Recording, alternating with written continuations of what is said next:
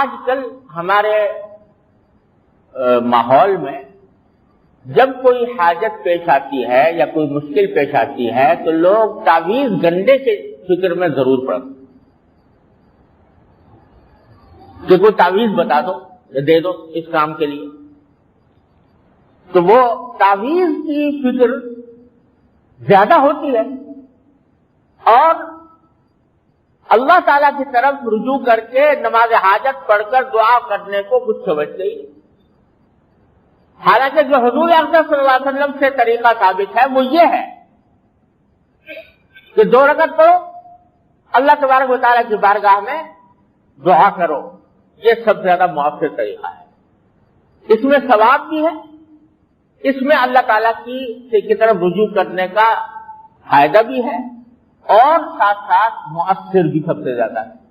تعویذ گنڈے ہر چیز سے زیادہ مؤثر ہے، لیکن ہمارے معاشرے میں تعویذ گنڈے کو سب سے زیادہ مؤثر سمجھ لیا گیا اور لوگوں میں یہ بات بیٹھ گئی کہ بھائی ہر چیز کے لیے کوئی نہ کوئی تعویذ ہونا چاہیے، ہر چیز کے لیے تعویذ ہونی چاہیے.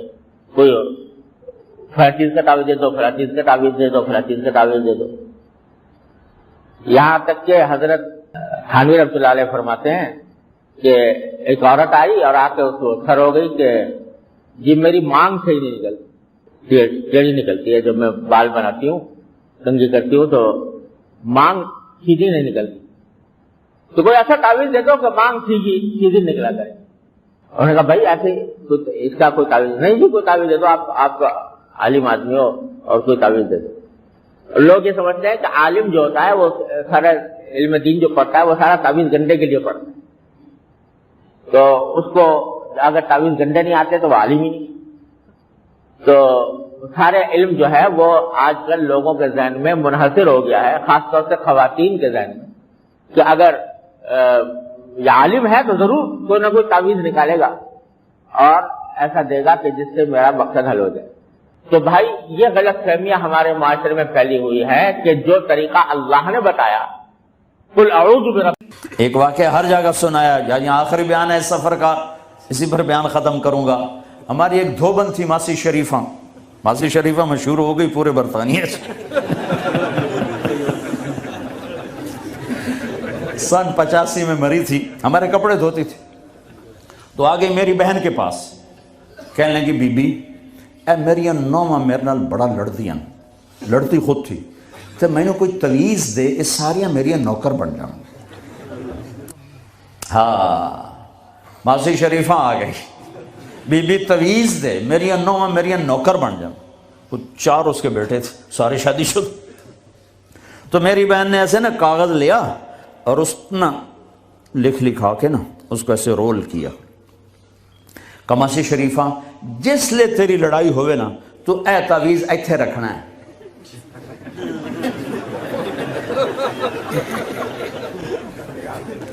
اینو تو ڈگن نہیں دیونا، جے اے ڈگ گیا تو تیری لڑائی نہیں مکتی. اب ہمارے ہاں تعویذ کی بڑی عقیدت ہے اور صحیح تعویذ صحیح ہوتا ہے، نمبر دو ہوتا ہے.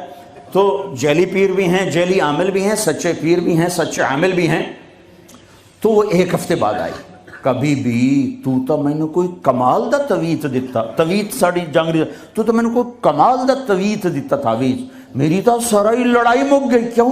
ماسی شریفہ جی چپ ہو گئی. جب لڑائی ہوتی تعویذ یہاں، اب بولے کیسے؟ بولے تو تعویذ گرتا ہے اور نہیں بولی تو لڑائی ختم ہو گئی. تو آج سفر کا آخری بیان ہے، یہ تعویذ میں آپ سب کو دے رہا ہوں.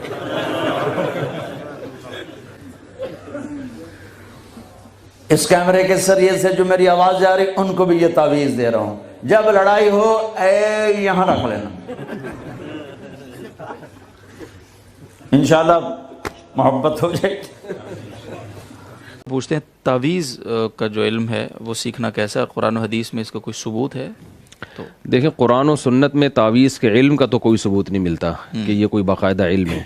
اب اس میں مختلف آراء ہیں تجربوں کی بیس پہ، تو یہ کوئی شرعی مسئلہ میں نہیں بیان کر رہا جی، کیونکہ اس میں شریعت خاموش ہے. تو جب خاموش ہوتی ہے تو پھر آپ کی رائے ہوتی ہے. اس کی مثال ایسے جیسے کوئی ہم سے پوچھے کہ بھائی وہ ٹماٹر کے کیا فضائل ہیں, یہ کوئی فائدے کی چیز ہے, تو میں کہوں گا بھائی یہ ایک تجربے کی بات میں بتا سکتا ہوں کہ فائدہ ہے کہ نقصان ہے, شریعت اس بارے میں خاموش ہے. تو تعویذ کا جو علم ہے, جو میرا تجربہ ہے کہ یہ کوئی علم ہے ہی نہیں سرے سے. اس میں بہت سے علماء ممکن ہے اختلاف کریں, تو میں نے بتایا کہ یہ کوئی قرآن و سنت تو نہیں ہے, آپ اختلاف کر سکتے ہیں. تو میں جن بھی لوگوں سے ملا ہوں ان کے پاس کوئی سلیبس نہیں ہے, کوئی نصاب نہیں ہے, کچھ بھی نہیں ہے. تو ککھ بھی جسے کہتے ہیں نا اس تجربے کی بات ہے, ککھ بھی نہیں ہے, یعنی A to Z بس ایک ہوائی چیز ہے. تو میرا جو ذاتی رائے ہے, آپ اس کو تفرد کہہ لیں اس لیے کہ پھر لوگ کمنٹس میں بہت برا بلا کہہ رہے ہوتے ہیں اور فلاں دامت برکاتم کا حوالہ دے رہے ہیں, فلاں حضرت جی کا حوالہ فلاں. تو ٹھیک ہے بھائی, وہ تجربہ ہے نا, ایک آدمی کہتا ہے ٹماٹر کے فائدے ہیں, کہتے ہیں نہیں ہے, تو کیا ہے اس میں, کون سا کوئی شریعت تھوڑی ہے یہ. تو تعویذ کا جو علم ہے نا وہ علم نہیں ہے کوئی. اس میں زیادہ سے زیادہ یہ بات ہے جو میرا تجربہ ہے کہ بعض اہل اللہ ایسے مقام پر ہوتے ہیں کہ بطور کرامت اللہ تعالیٰ وہ کسی پہ کچھ بھی پڑھ کے پھونک لگا دینا, بس اللہ کی مدد ان کے ساتھ ہوتی ہے. جیسے شیخ موسیٰ روحانی بازی رحمہ اللہ تعالیٰ, بڑے اللہ والے بزرگ تھے, وہ کسی کو بھی تعویذ لکھ کے دیتے تو بڑے بڑے علماء سے ہم نے سنا ہے جو ان کے قریب رہنے والے, وہ تعویذ لازمی اثر کرتا تھا. تو یہ تعویذ کا اتنا کمال نہیں ہے, یہ تعویذ بنانے والے کا, کیونکہ انتقال کے بعد ان کی قبر سے بھی خوشبو آتی رہی ہے. تو کچھ اللہ والے ایسے ہوتے ہیں بطور کرامت کے, وہ اپنے ذوق کے حساب سے کچھ بھی لکھ کے دے دیتے ہیں, کچھ بھی کا مطلب نہیں کہ شرکی. There is no verse in the Quran or Hadith talking about ta'weez. This is totally wrong. We Muslims don't believe, we should not believe in ta'weez. We have to believe in Allah subhanahu wa ta'ala and pray to him directly. The treatment is by reading, it's called as ruqya. By reading verses of the Quran, Surah Fatiha is a ruqya.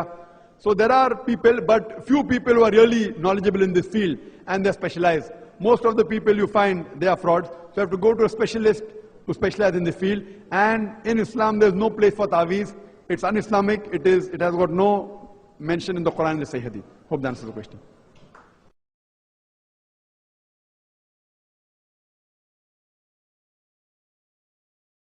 کہتے ہیں کہ جی یہاں کے تعویذ بنوانا بھی تعویذ بنوانا بالکل غلط ہے. حدیث میں منع آئی ہے تمائم کی, کہ جو تعویذ پہنتے ہیں اللہ پاک ان کو انہی کے حوالے کر دیتے ہیں. لیکن علماء نے یہ لکھا ہے کہ جیسے تعویذ سے مراد قرآن ہے, جیسے حضور کے صحابہ بھی فاتحہ پڑھ کے دم کرتے تھے, حضور پاک نے بھی دعائیں سکھائی ہیں, اعوذ بکلمات اللہ التامہ من شر شیطان الہامہ من کل عین لامہ.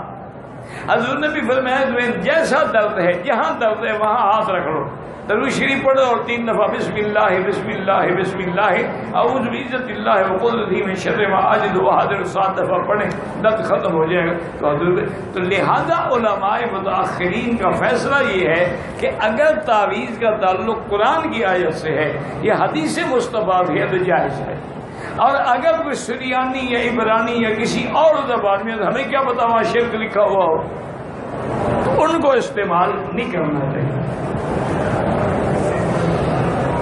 بہتر یہی ہوتا ہے آدمی بچ جائے, چونکہ قریب جائے گا تو خطا تو پھر ہوگی. زمون خلق پلوے قهر او غضب د الله تعالی اختلف پلان کی سړي سره پیریان دي او راشه او تعویذ بدل کوي او تعویذ یې ولا راوستو, خځې سره پیریان دي, سړي سره پیریان, تعویذونه راو باسي.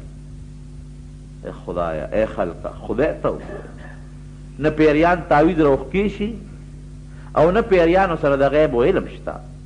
زوی مې روکته پلان کې لاله شاه برتالو وای قرآن منی که د خلقو خبرې منی, قرآن منی که د جادوګرو د تعویذګرو خبره منی.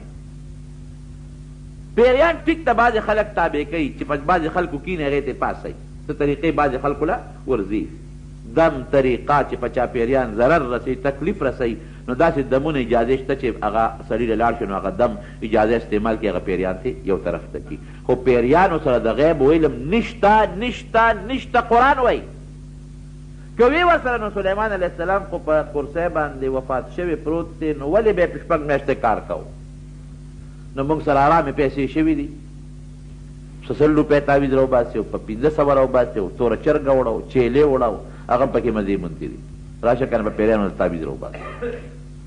پیری ته کم نه پته لګي د غیب علم یو سره الله سره. که څوک هم درته دا وایي او پتا پلان کی تعویذ کړی, ها چاره باندې کړی, یو ببر سر ښځه ده توره غوندې ستاسو د کور نه ګس طرف ته اوسېږي نو بس د هغه وروره په ټوله دنیا شک پیدا شي خو چې کومه ښځه ببر سر خو د زنانو کله کله وي که نه او تورې ښځې په دنیا کې ډېرې دي نو بس کله په یو شک راځي کله په بل شک راځي دشمني ورته جوړه کړي دشمني د دې نه الله خبردار ټیک تا سحر شو په چا باندې په بعضې خلکو غلط خلک تعویضونه هم کوي لیکن دا تا ته څه پته ولګېده چې ستا تعویض ستا د پلار د قبر سر ته ښخ دی خو همدا ظالم یې یو ځینو هلته یې ورته ښخ کړي که نه دی یو ځینو هلته د قبر سر ته یې ورته ښخ کړي د قبر خپو ته یې وله ښخ کړي نو چې راشي وایي ته بله ورځ راشه زه پیریانو باندې معلومات کوم کله راشم سبا راشه د شپې لاړ شي هلته تعویض ښخ کړي نو چې سبا راشي یاره بھائی ما پیریانو نه معلومات وکړل ستا د پلار د قبر سر ته تعویض ښخ دی ورشه وګوره چې لاړ شي د ښخ کړي د مخکې نه ګوډاګیر وباسي په قهر د خدای دا خلک اخته دی څوک هلته کې صاحبه مارغانو لسي مارغې کینولي په پېښور کې دغه بالحصار سره بشیر ټوله په هغې پسې ګرځي په هغه مارغانو پسې ګرځي مارغه یې بلد کړي هغه راشي په هغه لفافه باندې ټونګه ولګوي او کاږي او وګوره که نه وي دا ستا پال راووته لفافه کولو کي او هغه ته وایي روز به دې که خیر یې ښه شي ښه او بس ته خپله خواري مزدوري کوه قسمت ته ډېر مزېدار دی ټولو کې داسې خبرې لیکلي چې هغه پار چا کې وي زه په لار روان یم او سلیم یې خپې ته لاس واچو ایله کار یې غورځولی وم پنسې نه یې ونیوه ما ته یې ویې چې مې ورته وکتل اوس مارغانو والا دی او ناست یې دغه بالحصار سره و دا خاص شکل یې نیولی دی 15 منه نسوارې په دا خوله کې اچولي دي او دغه دا زیړ غاښونه او دا بدنما شکل داسې خبیث شکل چې داسې سړی مې ورچېته لیدی نو ورسره کاپۍ ماپۍ کتابونه هم پراته دي او مرغۍ ورسره پنجره کې بنده ده او خطونه متونه پراته دي ورسره نو ما چې خدای ما ته اوس خپې ته چا لاس راواچو ما د غوسه راله مې لکه خو راغورځولې به دي څه چل دی خیر دی وی قسمت ته لګورم مې ځان له وګوره چې روز دې ښه شي ما له قسمت ګوره زما قسمت مې د الله فضل دی ډېر ښه دی الحمدلله هر چا قسمت